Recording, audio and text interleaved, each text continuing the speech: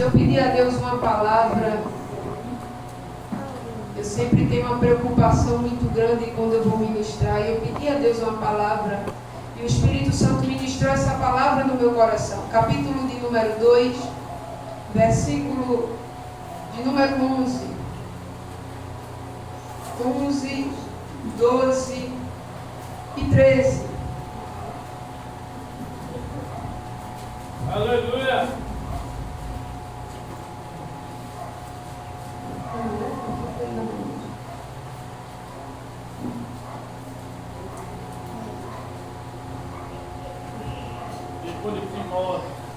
Tito, capítulo 2, versículo 11, 12 e 13. Fica aí antes de Filemão, depois de Timóteo. Carta de Paulo a esse jovem pastor. Eu vou ler. A igreja acompanha aí a leitura. Diz assim a palavra de Deus: porque a graça de Deus se há manifestado, trazendo salvação a todos os homens, ensinando-nos que, renunciando à impiedade e às concupiscências mundanas, vivamos neste presente século sóbria, justa e piamente, aguardando a bem-aventurada esperança e o aparecimento da glória do grande Deus e nosso Senhor Jesus Cristo. Aleluia. Pode tomar teu assento.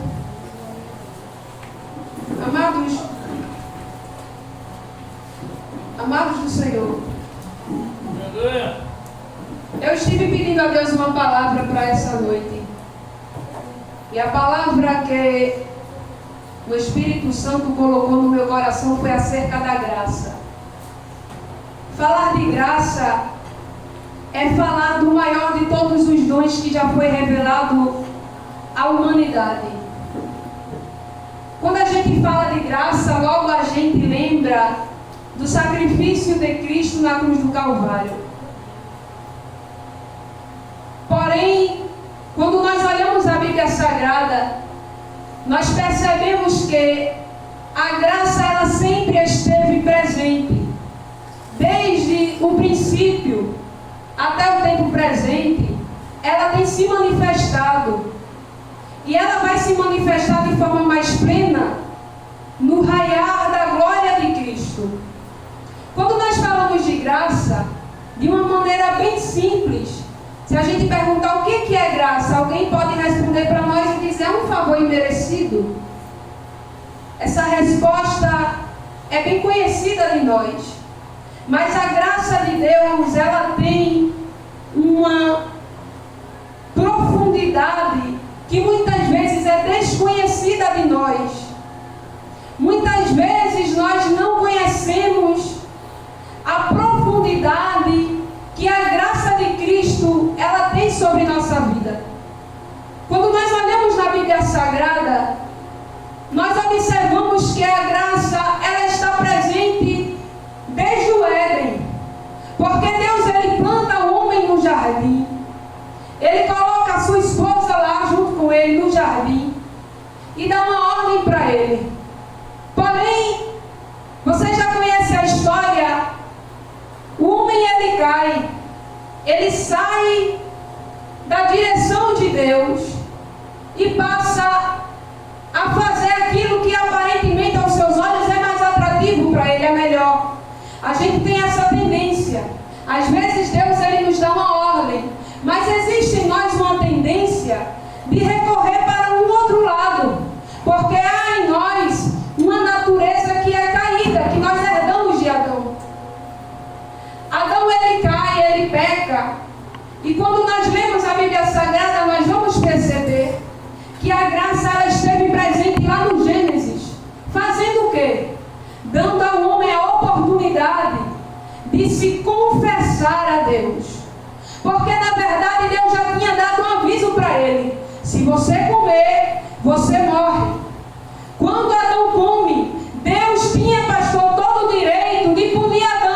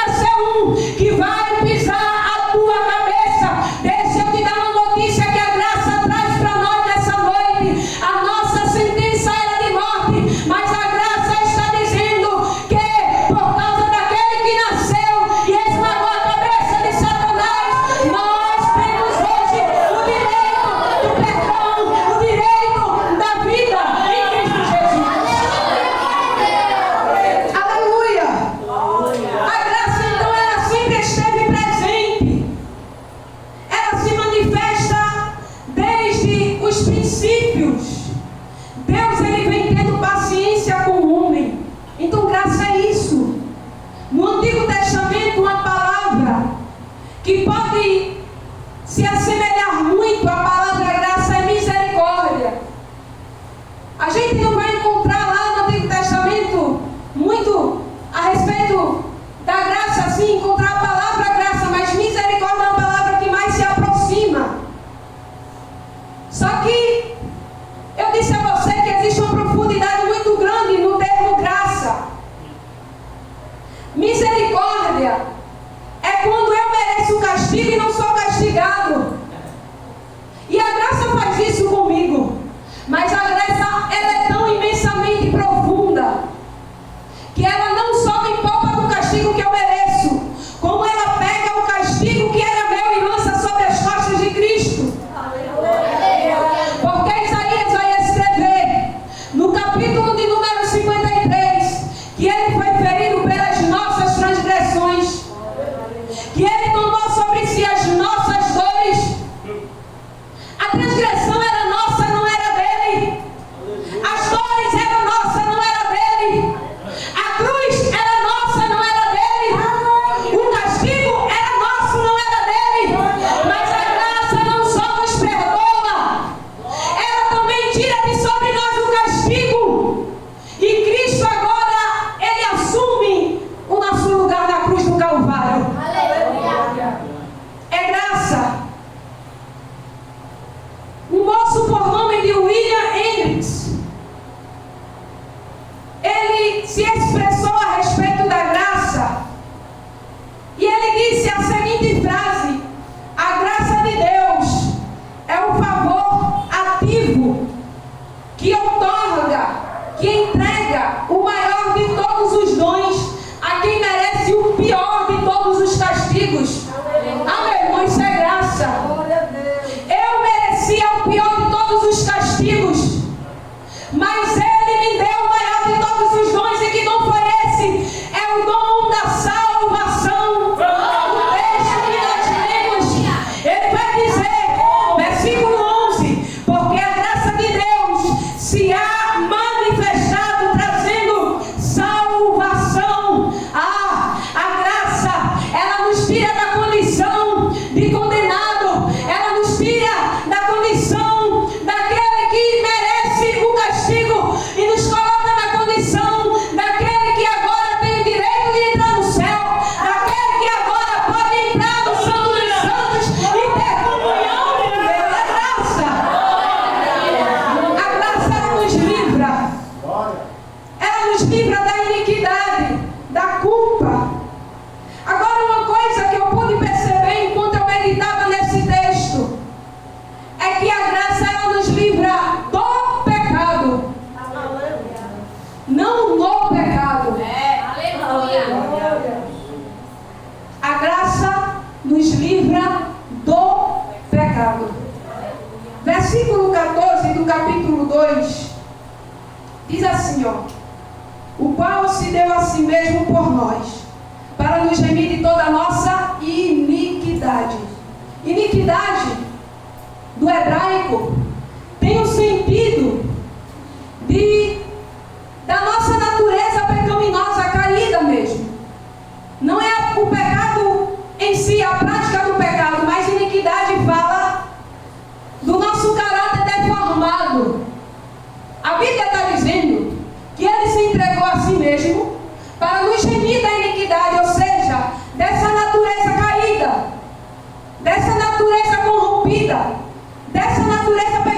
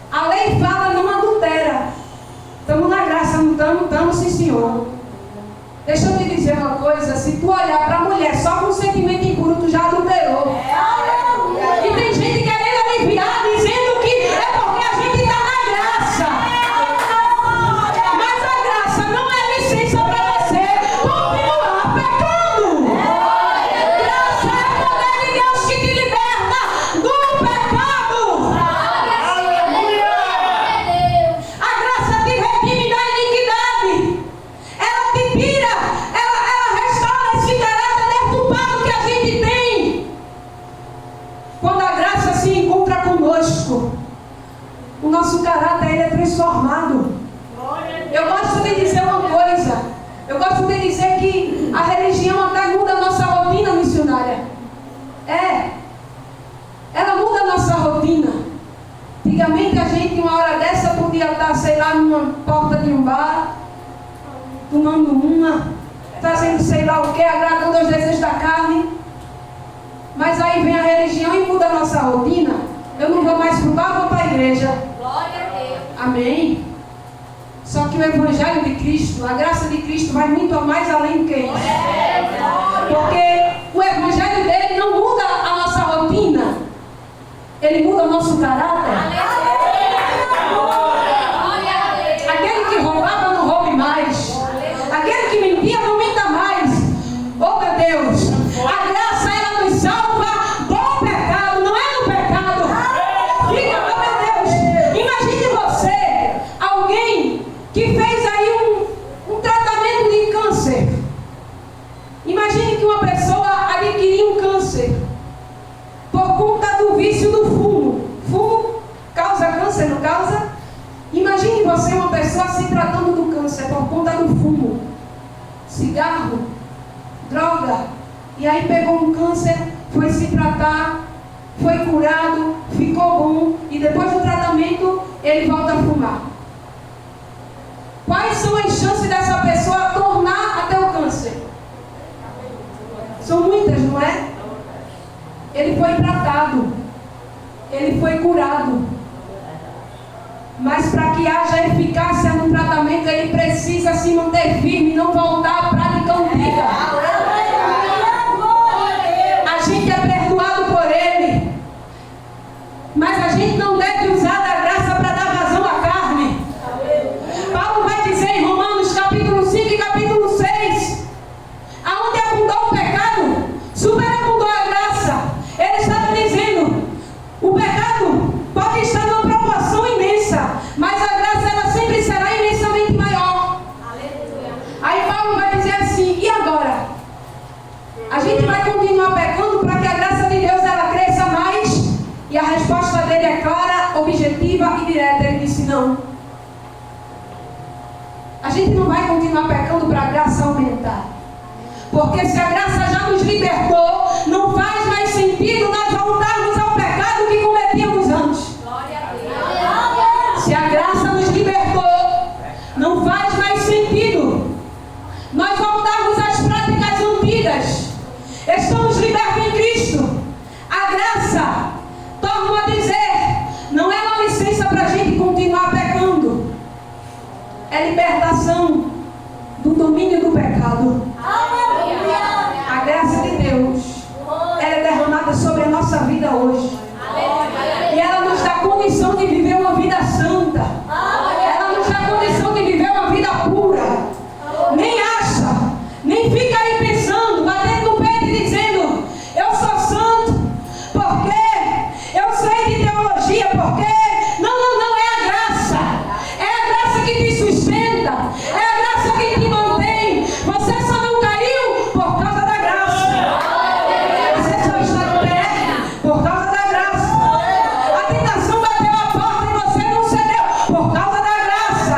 A graça tem te sustentado.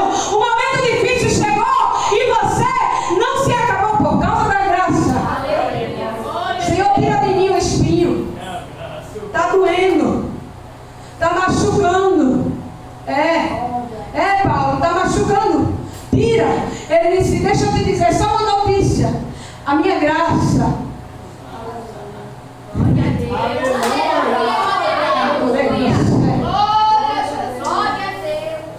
Ela mandou conversar. A minha graça é suficiente para você. Jesus não precisa tirar os espinhos da tua caminhada, porque a graça dele ela está sobre a tua vida. E o que é que a graça faz sobre a nossa vida? Eu tenho poucos minutos. O que é que a graça dele faz sobre a nossa vida? Primeiro, ela se manifestou trazendo salvação, eu falei aqui. Mas a graça de Deus, ela não só nos salva,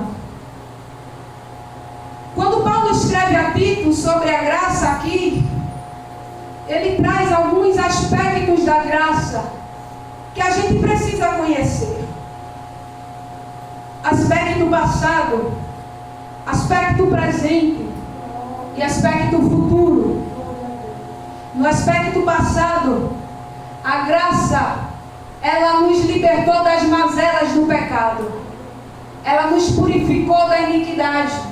Quando nós olhamos para trás, podemos dar glória a Ele, porque a graça nos perdoou. Aspecto passado. Mas Paulo vai falar também do aspecto presente. Versículo de número 12. Ele vai dizer, ensinando-nos que, renunciando à impiedade e às concupiscências mundanas. Ensinando-nos. Então a graça, ela nos educa. Ele está dizendo aqui que ela nos ensina. E ela não nos ensina somente agora, mas ela nos ensina todos os dias. Porque a expressão diz ensinando, está no gerúndio, indica uma ação contínua. Então a graça me ensina hoje, me ensina amanhã, me ensina depois de amanhã. Ou seja, a gente não tem desculpa para dizer, eu peguei porque, não, a graça está te instruindo. Se você ouvir a instrução da graça, você vai conseguir vencer o pecado. Se você ouvir a instrução da graça, você vai conseguir vencer a tentação. Se você ouvir a instrução da graça, você vai conseguir viver uma vida santa. Ensinando-nos. Ou seja, a graça ensina a vocês que estão me ouvindo, mas ela ensina a mim também. Aleluia a Deus.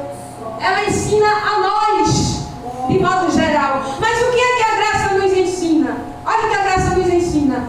Ensina que renunciando, está no gerúndio de novo, ele fala de uma prática de renúncia que é contínua.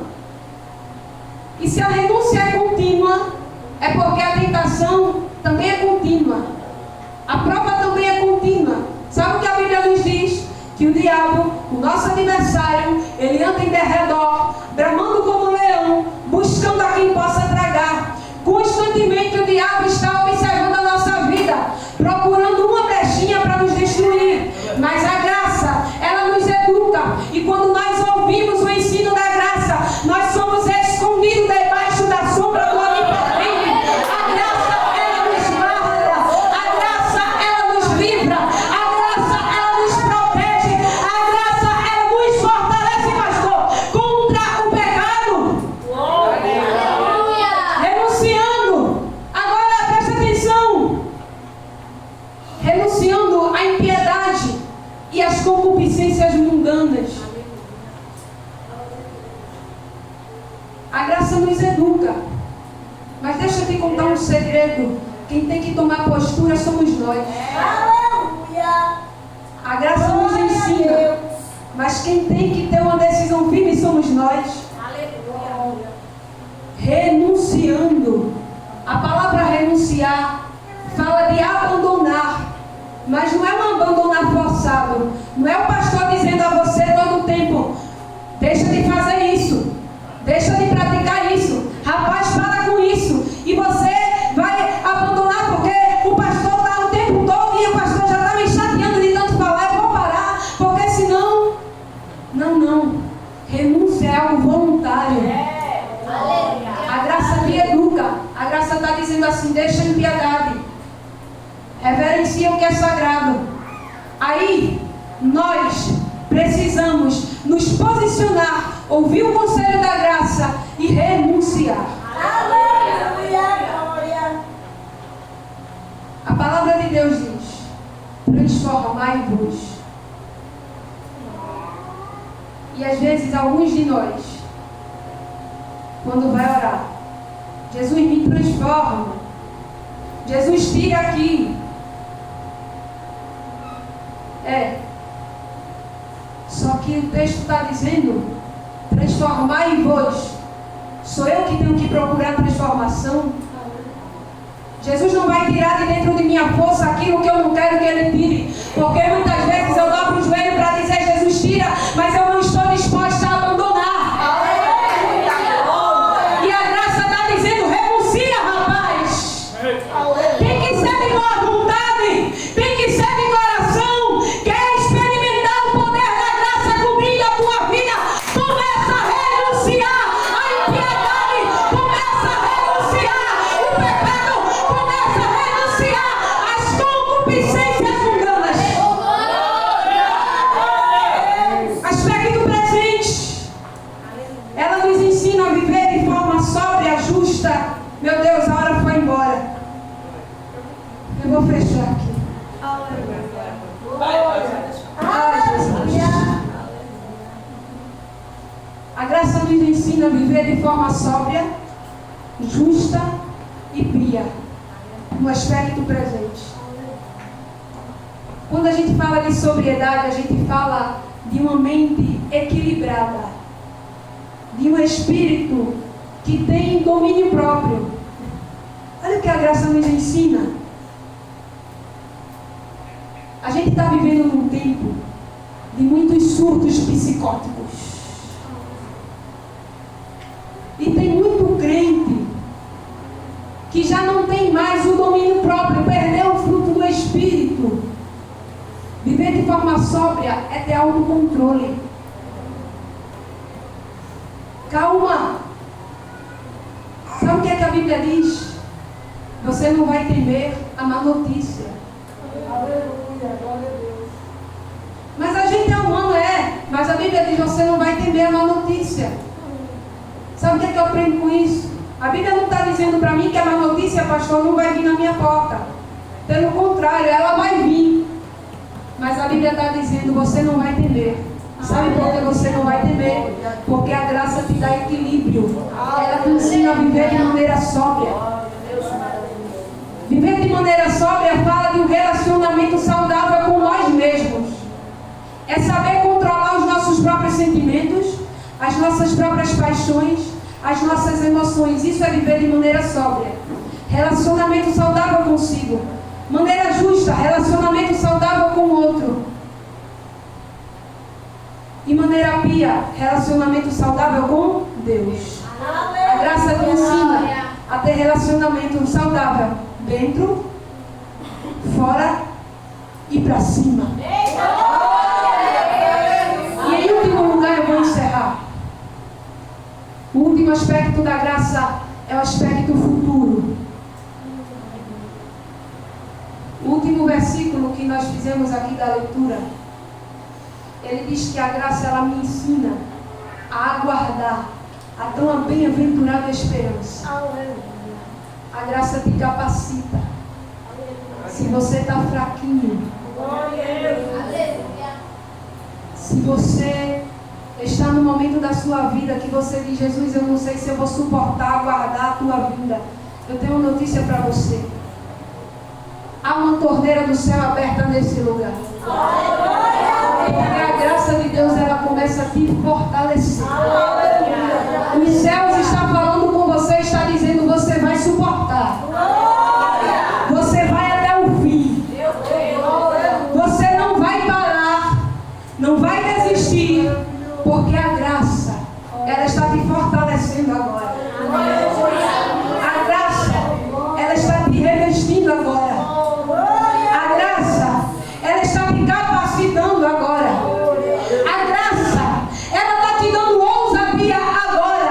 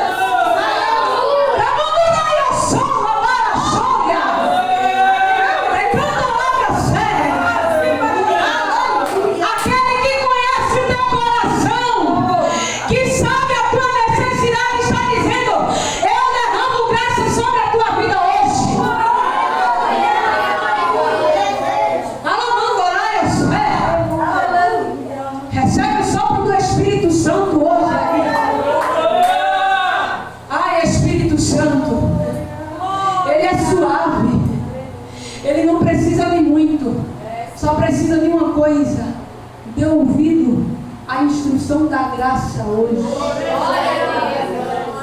Porque a graça não te abandonou, a graça não te deixou. Pode estar doendo, pode estar sendo difícil, mas a graça, ela te sustenta. Que a graça do Senhor Jesus Cristo, ela seja sobre a tua vida, hoje e eternamente. Eternamente. Que Deus em Cristo abençoe a amada igreja. E mais uma vez, muito obrigada, missionária. Que Papai do Céu, Ele possa fazer prosperar. Que Papai do Céu, Ele possa estar sondando o teu coração. Que Papai do Céu, Ele possa estar realizando aquilo que a senhora não pode. Fica tranquila. Porque a oração é semente. E Ele está vendo a semente que a senhora planta de joelho. Só não desista. Porque a graça dele é quem está te capacitando. A graça dele é quem está te sustentando, missionária. E Ele se responsabiliza com aquele que Ele coloca na frente da obra. Não se preocupe, porque Ele está providenciando o necessário. Ele está mandando o necessário. Ele diz: sou eu quem cuido de você.